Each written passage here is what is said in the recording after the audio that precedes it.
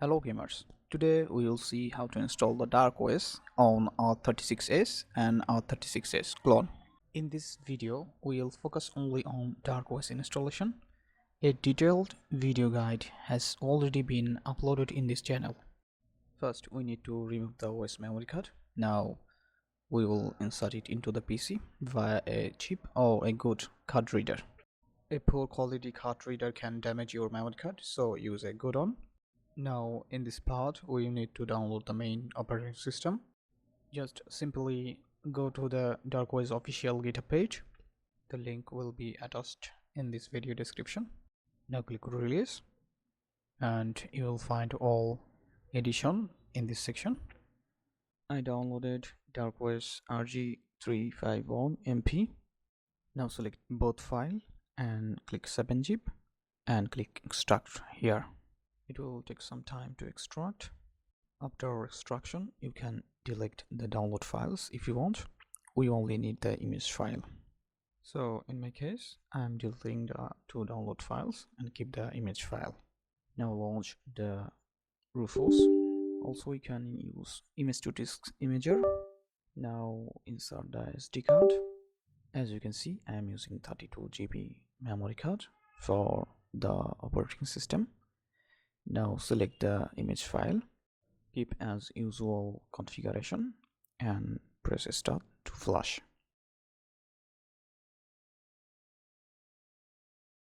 Now click OK to confirm the flash. Remember that your SD card will be completely formatted and wait until the flashing is complete. Our flashing process has been successfully completed. Sometimes the SD card does not mount automatically after flashing. In that case, remove the SD card or add the driver later from the disk management. As you can see that EZROM and boot partition are mounted successfully. Now we need to do the main things, which is fixing the boot partition.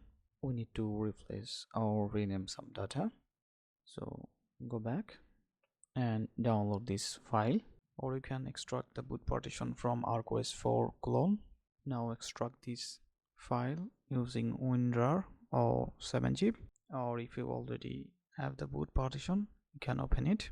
We are doing this because it has a lot of DTB files and we can easily port using its DTB selector Win32 script tool. So let's see how to port this. Now run DTB selector Win32 script tool. Click run.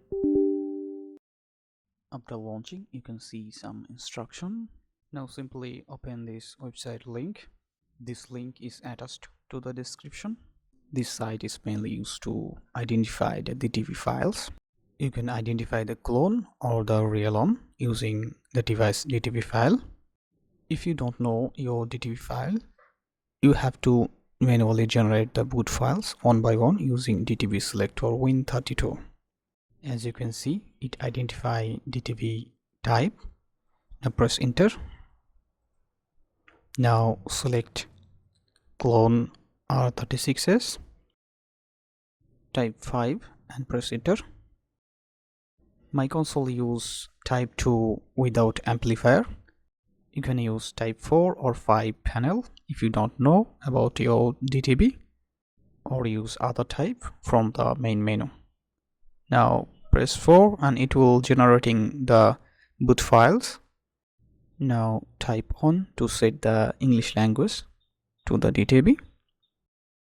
File is generated. Now let's move on the next step. Now select these files. You need to copy this file to the boot partition.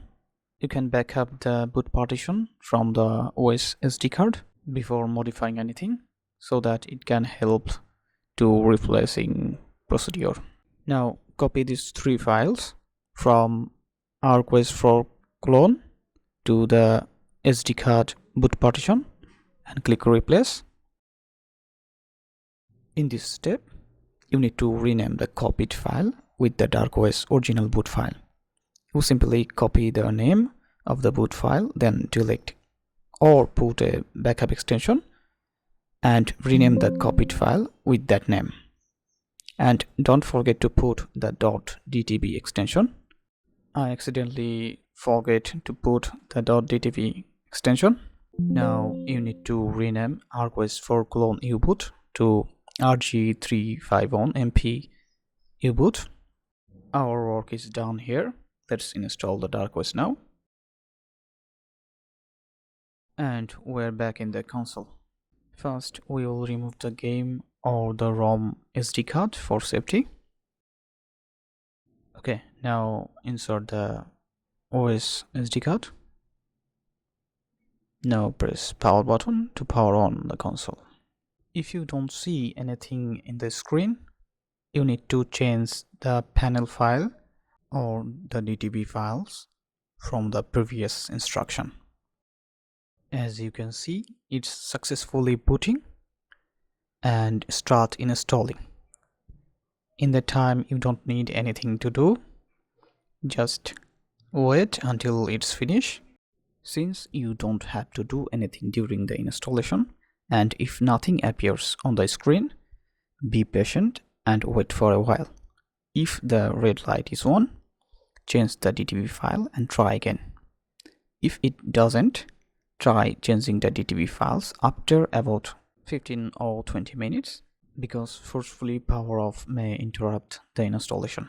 As you can see, the console is powered up successfully without any issues. Now power off the console.